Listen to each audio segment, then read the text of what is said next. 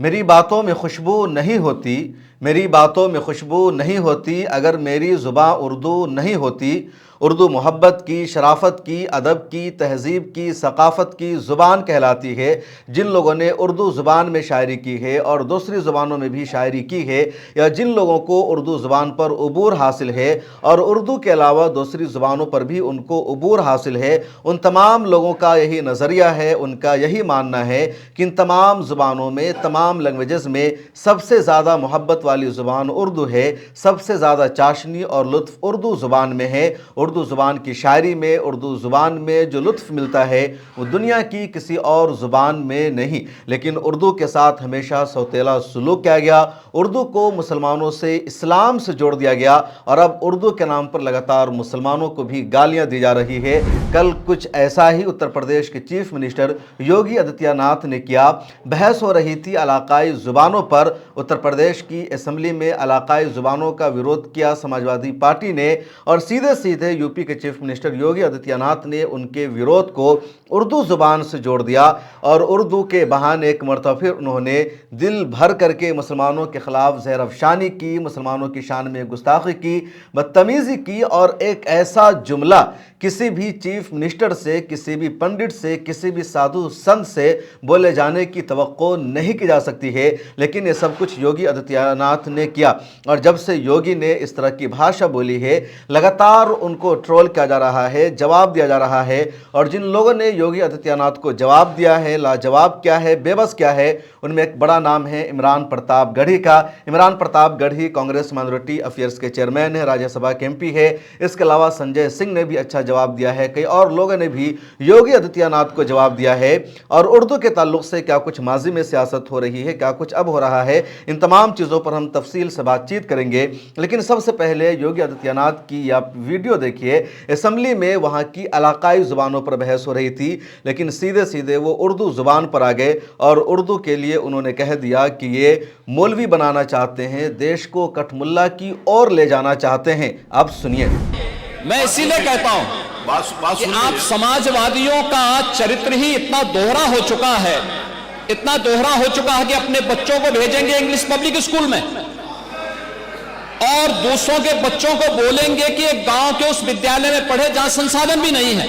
ये दोहरा आचरण और जाकी रही भावना जैसी प्रभु मूर्ति देखी तिन तैसी, यह तो आचरण आप लोगों का है। इसीलिए आपने कल भी भोजपुरी का विरोध किया, अवधी का विरोध किया, बुंदेलखंडी का विरोध किया और आप लोग अपने दैनिक जागरण में, दैनिक जीवन में इस प्रकार के आचरण के आदी हो चुके हैं। और इसलिए अध्यक्ष जी, इसका अभिनंदन हम लोग करते हैं और इन बोलियों को सम्मान मिलना चाहिए। इनके संरक्षण के लिए ही हमारी सरकार भोजपुरी एकेडमी का गठन कर रही है, अवधी एकेडमी का गठन कर रही है संत तुलसीदास जी के नाम पर। इसी के आधार पर ब्रज भाषा इतनी समृद्ध भाषा है। सूरदास जी ने अपनी सभी रचनाएं उसी भाषा में दी हैं। संत तुलसीदास जी ने अपनी कालजयी रचना रामचरितमानस, जो इस सदन में ही नहीं, उत्तर भारत के अंदर और भारत से प्रवासी हुए जितने भी ऐसे लोग हैं जो मॉरिशस में या दुनिया के फिजी में या दुनिया के किसी देश में गए, उनके संकट काल में रामचरितमानस ही तुलसीदास जी का अवधी भाषा में रचा गया, रामचरितमानस ही उनका सहारा बना था। और आज जब उसको सम्मान मिल रहा है तो आप उसका विरोध कर रहे हैं। बड़ी विचित्र सी स्थिति है। आप हर अच्छे कार्य का समाज, आज के यही ढोंग है आप लोगों का, यही ढोंग है। हर अच्छे कार्य का आप विरोध करेंगे, हर अच्छे कार्य का आप विरोध करेंगे। हर अच्छा कार्य जो प्रदेश के हित में है, देश के हित में है, आप उसका विरोध करेंगे।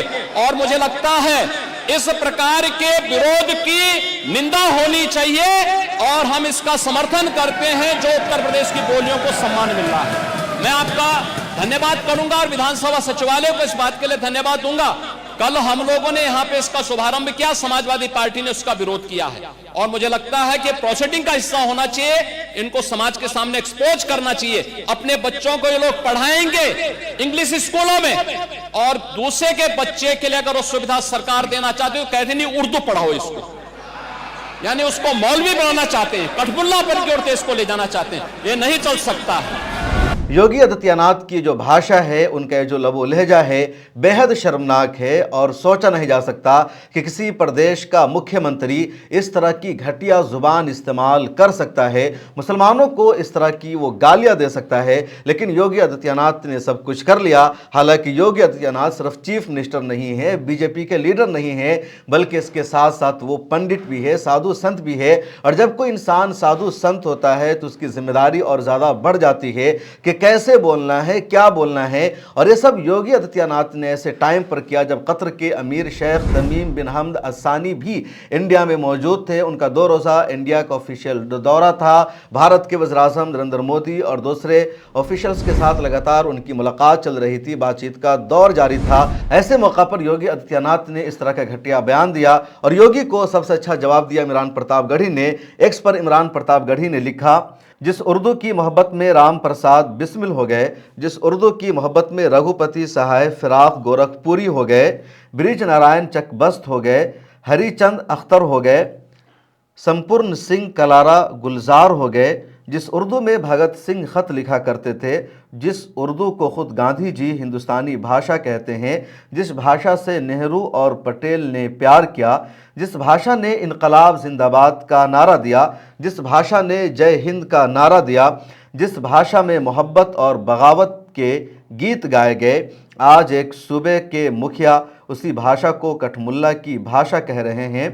उन्हें कोई बताए कि उर्दू कठमुल्ला की नहीं बल्कि आनंद नारायण मुल्ला की ज़ुबान है। मुल्ला बना दिया है इसे भी महाज जंग, एक सुलह का प्याम थी उर्दू ज़ुबां कभी, आनंद नारायण मुल्ला। इमरान प्रतापगढ़ी का ये ट्वीट है। आम आदमी पार्टी के सीनियर लीडर और राज्यसभा एमपी संजय सिंह ने भी अच्छा जवाब दिया योगी आदित्यनाथ को। उन्होंने योगी आदित्यनाथ की 4 मिनट 20 सेकंड की एक वीडियो को शेयर किया जिसमें उन्होंने उर्दू के खिलाफ तकरीर की है, उर्दू को कठमुल्ला की ज़ुबान कहा और ये मैसेज दिया कि उर्दू की वजह से ही देश का माहौल ख़राब होता है। संजय सिंह ने एक्स पर लिखा, योगी जी ने अपने 4 मिनट 28 सेकंड के उर्दू के खिलाफ दिए गए भाषण में 9 उर्दू के शब्द बोले। उन्होंने तबका का इस्तेमाल किया जो उर्दू लफ्ज़ है। इसी तरह योगी आदित्यनाथ ने पायदान का लफ्ज़ इस्तेमाल किया जो उर्दू ज़ुबान है। इसी तरह अगर का लफ्ज़ इस्तेमाल किया भी उर्दू का लफ्ज़ है। इसी तरह बात उन्होंने इस्तेमाल किया भी उर्दू का लफ्ज़ है। बच्चों का उन्होंने इस्तेमाल किया भी उर्दू का लफ्ज़ है। आदि का उन्होंने इस्तेमाल किया भी उर्दू का लफ्ज़ है। सरकार का इस्तेमाल किया उर्दू लफ्ज़ है। अंदर का इस्तेमाल किया उर्दू लफ्ज़ है। दुनिया का इस्तेमाल किया भी उर्दू लफ्ज़ है। संजय सिंह ने वाज़ेह मैसेज दिया योगी आदित्यनाथ को कि आप उर्दू के खिलाफ तकरीर कर रहे हैं, आप उर्दू को कठमुल्ला की ज़ुबान कह रहे हैं, लेकिन 4 मिनट की स्पीच में उर्दू के खिलाफ जो आपने दी है उसमें ही आपने 9 मरतबा उर्दू का लफ्ज़ बोल दिया। यानी उर्दू के खिलाफ की जाने वाली तकरीर में भी उर्दू से छुटकारा नहीं मिल सकता। उर्दू के बगैर हिंदी ज़ुबान मुकम्मल नहीं हो सकती है। आप तमाम हिंदी ज़ुबान को उठाकर देख लीजिए, हिंदी ज़ुबान बोलने वालों को उठाकर देख लीजिए, तमाम न्यूज़ एंकर्स की रिपोर्ट को उठाकर देख लीजिए, हिंदी अखबारात को उठाकर देख लीजिए, हर जगह हिंदी से ज़्यादा उर्दू के अल्फाज मिलेंगे। यही वजह है कि उर्दू से कहीं भी छुटकारा नहीं मिल सकता। और संजय सिंह ने अंदर लाइन में तो कह ही दिया कि योगी आदित्यनाथ भी कठमुल्ला है क्योंकि उन्होंने भी उर्दू ज़ुबान का ही इस्तेमाल किया है अपनी तकरीर में। सच्चाई यह है कि उर्दू से किसी को कहीं भी कोई छुटकारा नहीं है। इस वक्त ट्विटर पर एक और क्लिप भी बहुत ज़्यादा वायरल हो रही है। एक शायर के क्लिप है जिसमें वो कह रहे हैं कि तेरी माँ, और आगे इसको इन्होंने शेयर किया। आप सुनिए इस क्लिप को। वाह वाह, हिंद की आन बान है उर्दू और रौनक कुल जहान है उर्दू। क्या कहा? उर्दू गैर मुल्की है तेरी माँ की। अरे क्या कहा? उर्दू गैर मुल्की है तेरी माँ की जुबान है उर्दू। वाह वाह वाह वाह। राष्ट्रीय जनता दल के सीनियर लीडर और राज्यसभा एमपी मनोज कुमार झा ने भी योगी आदित्यनाथ को जवाब दिया और उन्होंने एक शेर अपने ट्विटर पर शेयर किया। ये शेर है, सब मेरे चाहने वाले हैं मेरा कोई नहीं, सब मेरे चाहने वाले हैं मेरा कोई नहीं, मैं भी इस मुल्क में उर्दू की तरह रहता हूँ। तो साफ है कि उर्दू को सब चाहते हैं, उर्दू ज़ुबान को सब बोलते हैं, लेकिन उर्दू ज़ुबान के सपोर्ट में कोई भी नहीं आता। योगी आदित्यनाथ की तकरीर भी उर्दू से भरी पड़ी है, पीएम मोदी की तकरीर उर्दू से भरी पड़ी है, लेकिन उर्दू के ख़िलाफ़ हर कोई बोल रहा है, किसी को इससे दिलचस्पी नहीं है, सब इसका सिर्फ इस्तेमाल कर रहे हैं। इसी तरह एक और ट्विटर यूज़र ने योगी आदित्यनाथ को जवाब दिया कि उर्दू इंडियन लैंग्वेज है, अगर आप मौलवी बनना चाहते हैं तो आपको अरबी ज़ुबान सीखनी पड़ेगी, क्योंकि अरबी ज़ुबान सीखने वाले मौलवी बनते हैं। इसके अलावा समाजवादी पार्टी के एमएलए पल्लवी पटेल ने भी योगी आदित्यनाथ को जवाब दिया। क्या कुछ कहा, आप सुनिए। देखिए, उर्दू ज़ुबान जो है वो भारत में जन्मी ज़ुबान है, भारत में पली बड़ी भाषा है, और अजीब विडंबना है कि तथाकथित जो भारत के पैरोकार है वो कैसे ये भूल रहे हैं कि उर्दू का अपमान मतलब भारत के इतिहास, भारत की विरासत का और भारत का अपमान है। और इनकी जो भाषा है, इनकी जो नफ़रत है, उसको सुनने के बाद सिर्फ इतना ही कहा जा सकता है कि इल्म की तो कोई सीमा हो सकती है, लेकिन जहालत की कोई सीमा नहीं होती। योगी आदित्यनाथ को इसके अलावा भी बहुत सारे लोगों ने जवाब दिया है। लगातार ट्विटर पर ट्रोल किया जा रहा है। मैंने भी ट्विटर पर लिखा और साफ बताया कि योगी आदित्यनाथ को याद रखना चाहिए कि इस देश की आज़ादी उलमाए दीन से हुई है, मौलवियों से हुई है, उर्दू ज़ुबान जानने वालों से हुई है। हिंदुस्तान की जो आज़ादी है उर्दू ज़ुबान की मरहून मिन्नत है। अगर उर्दू ज़ुबान ना होती तो आज उत्तर प्रदेश के चीफ मिनिस्टर योगी आदित्यनाथ न होते, यहाँ आज़ादी न मिली होती, उनको सरकार बनाने का मौका न मिला होता।